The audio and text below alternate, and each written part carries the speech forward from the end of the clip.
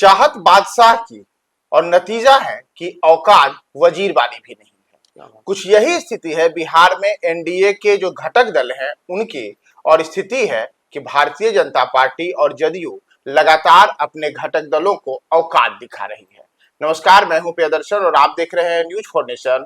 और हम इसलिए ये बातें कर रहे हैं कि बिहार में एनडीए के कुछ घटक दलों की औकात वजीर वाली भी नहीं है, क्योंकि हाल ही में जो 20 सूत्री को लेकर के तमाम दलों ने अपने अपने नेताओं को सेट किया है, तो उसमें अगर आप हकीकत देखेंगे तो बिहार में जितने प्रखंडों के लिए 20 सूत्री के तहत अध्यक्ष, उपाध्यक्ष और अन्य जो तमाम सदस्यों की नियुक्ति हुई है, उसमें अगर आप दलों के साथ जुड़े हुए नेताओं का नाम देखेंगे तो पता चलेगा कि पूरी की पूरी जो रबड़ी है वह भारतीय जनता पार्टी और जदयू ने खुद खा ली। और चिराग पासवान, साथ ही साथ जीतन राम मांझी, उपेंद्र कुशवाहा, ये जो तमाम एनडीए के घटक दल के नेता हैं, इन सबको अगर बिहारी भाषा में कहें तो ठेंगा दिखा दिया है।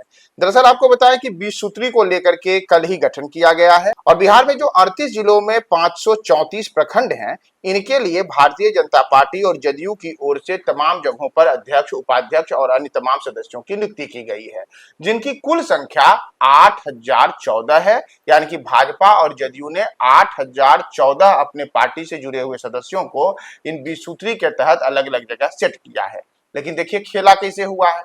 खेला हुआ है कि 20 सूत्री में भारतीय जनता पार्टी और जदयू ने 267 प्रखंडों को बांट लिया और 267 प्रखंड पर भारतीय जनता पार्टी के अध्यक्ष नियुक्त किए गए हैं, जबकि 267 प्रखंड में जदयू से जुड़े हुए नेताओं को अध्यक्ष पद की जिम्मेदारी दी गई है। इतना ही नहीं, इन जगहों पर जहां भारतीय जनता पार्टी के 267 में अध्यक्ष हैं, वहां अधिकांश में जो उपाध्यक्ष की जिम्मेदारी है वह जदयू के नेताओं को दी गई है। तो दूसरी ओर जिन 267 प्रखंडों में अध्यक्ष जदयू के हैं, वहां उपाध्यक्ष जो हैं वह भारतीय जनता पार्टी के हैं।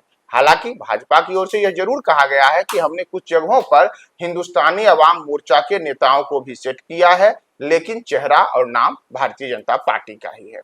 तो आखिर चिराग पासवान, जीतन राम मांझी, उपेंद्र कुशवाहा जैसे जो नेता हैं, जो एनडीए में अपने आप को बड़ा घटक दल मानते हैं और कई सीटों पर चुनाव लड़ने की भी बातें करते हैं, तो बिहार विधानसभा चुनाव के ठीक पहले जदयू और भाजपा ने इस प्रकार के खेल इनके साथ क्यों किया, इस पे बात करने के लिए हमारे साथ हैं न्यूज फॉर नेशन के मुख्य संपादक, हमारे वरिष्ठ सहयोगी कौशलेंद्र प्रियदर्शी।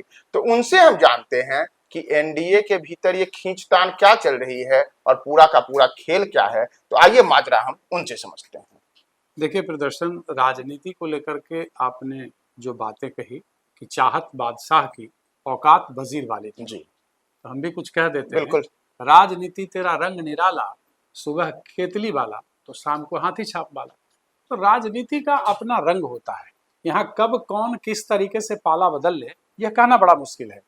अब सवाल है कि एनडीए के अंदर सब कुछ ठीक चल रहा था, लोकसभा चुनाव में सीटों का बंटवारा भी ठीक हुआ, एनडीए के तमाम दलों, हम लोग कल भी बातचीत कर रहे थे, ये सारी चीजें, अब इसका इम्पैक्ट क्या होगा? सवाल तो इसका है जी, कि 534 प्रखंडों के अंदर आप सीटों का बंटवारा इस तरीके से कर लेते हैं, है कि नहीं, और अध्यक्ष और उपाध्यक्ष पद भी बांट लेते हैं। जी, तो जिन लोगों के सहारे, चूंकि 2020 के बिहार विधानसभा चुनाव में चिराग के अलग लड़ने के बाद जो स्थिति, हालांकि उसमें भारतीय जनता पार्टी का एक अलग से कारनामा था पीठ पीछे, और उसका परिणाम क्या हुआ था कि एनडीए किसी किसी तरीके से जीत की सीमा को पार कर सकी थी। बिल्कुल। अब जो खेल भारतीय जनता पार्टी और जनता दल यू के लोगों ने, बड़े शीर्ष नेतृत्व ने ही ये भूमिका निभाई होगी ना, इन लोगों ने किया, उसमें आने वाले समय में क्या होगा, जैसा भारतीय जनता पार्टी कह रही है। हालांकि उसमें तो बड़ा सवाल यह है कि चिराग पासवान का कोई नाम भी नहीं ले रहा जी, या विधायकों के हिसाब से, चूंकि सीट की संख्या जिसकी जितनी है, विधायक जिसके जितने हैं, उनके अनुसार 20 सूत्री का ये बंटवारा हुआ। या फिर चाहिए क्या था, अगर नैतिकता, राजनीति में नैतिकता को समझते हैं, अगर उसको आधार मानते हैं, तो क्या सीटों में बंटवारे के हिसाब से अध्यक्ष और उपाध्यक्ष का पद हम चिराग और लोजपा को नहीं मिलना चाहिए था, उपेंद्र कुशवाहा को भी मिलना चाहिए था, उनकी भी अपनी भूमिका है। लेकिन फिर से एक बार सवाल खड़ा हो गया कि बड़ी मछली छोटी मछली को निगल जाता है, और यही अभी देखने को मिल रहा है। अब इस राजनीति का रंग, या जो ये खिचड़ी पकी है, ये खिचड़ी दूसरे के गले में कितनी उतरेगी, इसका चुनाव के से पहले गठबंधन जो बनेगा बिहार विधानसभा में, उस पर क्या असर होगा, ये तो वक्त बताएगा। लेकिन एक नजर में अगर आप देखते हैं जो समीकरण बना, और जिस समीकरण के हिसाब से बिहार में सियासत की जाती है, बिहार में चुनाव लड़े जाते हैं, बिहार में सीटें जीती जाती हैं। बहुत पहले हमने एक लेख भी लिखा था, कास्ट के सहारे कुर्सी का मैनेजमेंट। यहाँ भी कास्ट होगा जी, इसमें कहीं कोई शक नहीं। पूरा, चूंकि जिन विधानसभा क्षेत्रों में चुनाव लड़ने की बात कही जा रही है, ये दोनों जहां जहां से विधानसभा सीट दोनों को लड़ने हैं, वहां अपना अपना सीट बांट लिया इन लोगों ने। तो सवाल क्या है? सवाल तो यही है ना कि क्या चिराग पासवान को सीट नहीं मिलेगा, क्या हमको सीट नहीं दी, हमको विधायकों की सीट नहीं विधानसभा में नहीं दी जाएगी, क्या उपेंद्र कुशवाहा के मन मुताबिक काम नहीं होगा? तो एक बड़ा बवाल है, मुझे लगता है कि खड़ा होने वाला है। शुरू में होता है ना कि ला सब हम सोच लेते हैं जी, देखो कहावत है ना कि लावा सब लाइए, सब हम ही को दे दीजिए जी, ठीक है। लेकिन बाद में जब विद्रोह होता है तब होता है कि अच्छा थोड़ा थोड़ा आप भी ले लीजिए, थोड़ा आप भी ले लीजिए, मतलब संतोष पैदा करने के लिए ये काम किया जाता है। तो ये सियासत हो गया।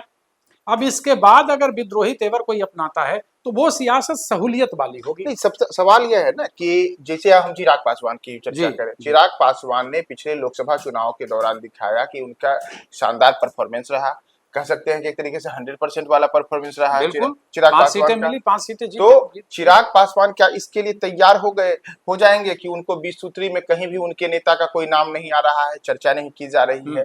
इसी तरीके से अगर आप आंकड़े देखेंगे और जो तमाम खबरें चल रही हैं तमाम जगहों पर, तो उनके मुताबिक जीतन राम मांझी हैं, उपेंद्र कुशवाहा है, वो अभी लगातार बार्गेनिंग करते रहते हैं। और समय समय पर हम सबने देखा है कि चाहे इमामगंज विधानसभा क्षेत्र का उपचुनाव हो, चाहे गया संसदीय क्षेत्र से खुद मांझी चुनाव में उतरे थे, या फिर केंद्रीय मंत्रिमंडल में शामिल होने की स्थिति हो, तमाम जगहों पर यह देखने को मिला था कि जीतन राम मांझी एक कड़ा सौदा करते हैं।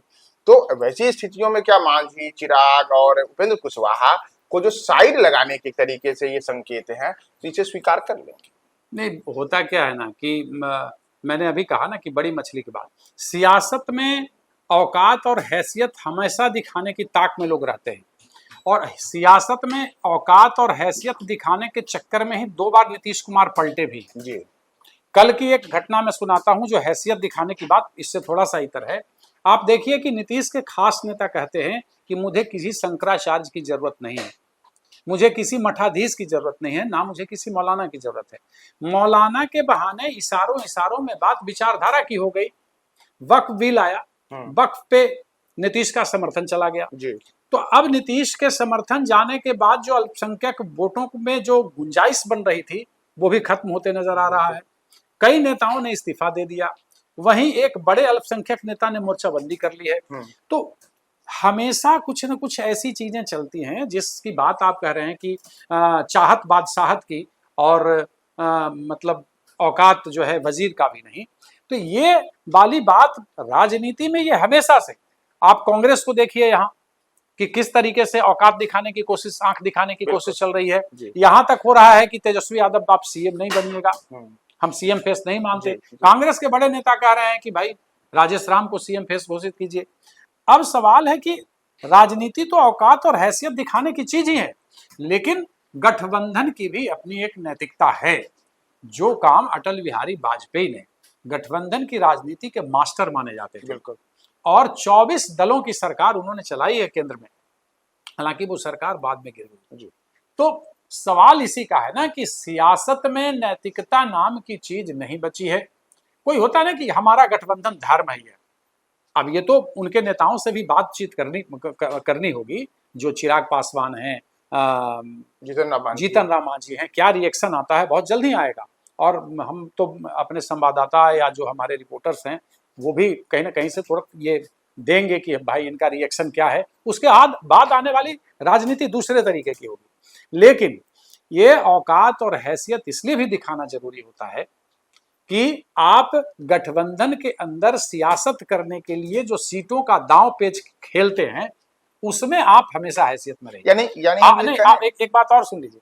आपने देखा होगा कई दफे जीतन राम मांझी या चिराग पासवान बयान देकर पलट जाते हैं। हाँ, कल भी हैसियत दिखाने का काम दोनों तरफ से चलते रहता है। कल भी एक निजी चैनल के कार्यक्रम में चिराग पासवान ने कहा कि हम भाजपा के हिंदुत्व को स्वीकार नहीं करते। तो ये बड़ी बात है ना कि आप साथ में हैं, साथ में इलेक्शन लड़ रहे हैं, आप जिनके प्रधानमंत्री के आप हनुमान कहे जाते हैं, और दूसरी तरफ आंख भी दिखा रहे हैं कि हम आपके हिंदुत्व को स्वीकार नहीं करते। तो ये एक पब्लिक आई वॉश होता है कि कैसे हम जनता की आंखों में धूल झोंके। तो ये राजनीतिक दल के तमाम नेता, कार्यकर्ता से लेकर के बड़े नेता जानते हैं। हालांकि वो लाइन बड़े नेता लेते हैं और उस लकीर पर फकीर बन के कार्यकर्ता से लेकर प्रवक्ता तक चलते हैं। तो खेल वही है। यहां भी हैसियत और औकात दिखाने की बात है। चाहत भले ही आप रखिए, आपकी हर चाहत को हम पूरा करने की ठेकेदारी नहीं ले रखे। हाँ, अब जब विद्रोह होगा तब देखा जाएगा कि इनकी हैसियत क्या है, क्या इनके नेताओं के द्वारा कहा जा रहा है। तो राजनीति में तो मित्रता संभव नहीं है, और ना दुश्मनी संभव है, ना दोस्ती संभव।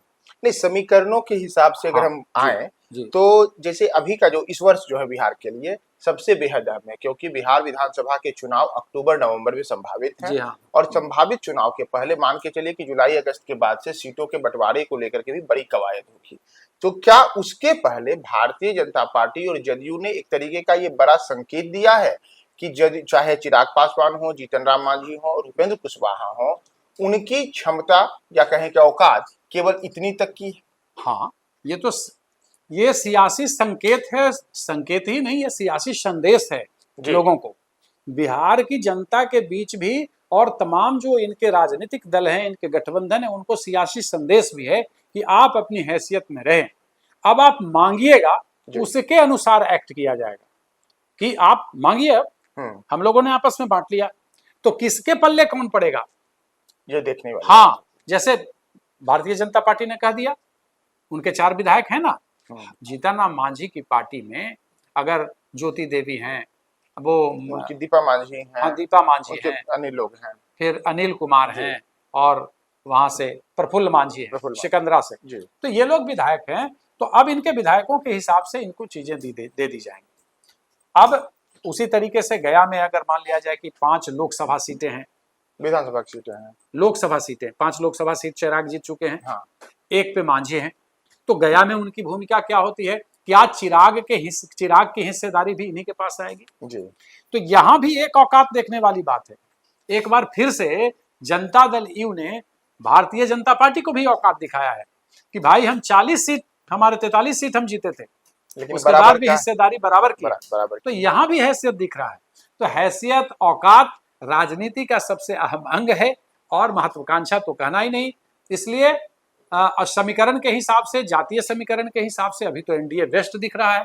तो मुझे लगता है कि समझौता करेंगे और उसके बाद सहूलियत वाली सियासत होगी, और भारतीय जनता पार्टी अपने सीटों में से लोगों को खुश करने की कोशिश करेगी। तो जिस चाहत की बादशाह की बनने वाली हम बात कर रहे थे, और यह नतीजा है कि जिनकी औकात दिखाई गई है कि आपकी औकात तो वजीर वाली भी नहीं है, तो आगे आने वाले समय में जो बादशाह बनने की चाहत रखते हैं, क्या वो वजीर ठीक ठाक बन पाते हैं? क्या होगा, हम आपको तमाम अपडेट्स बताएंगे। बने रहे न्यूज़ 4 नेशन के साथ।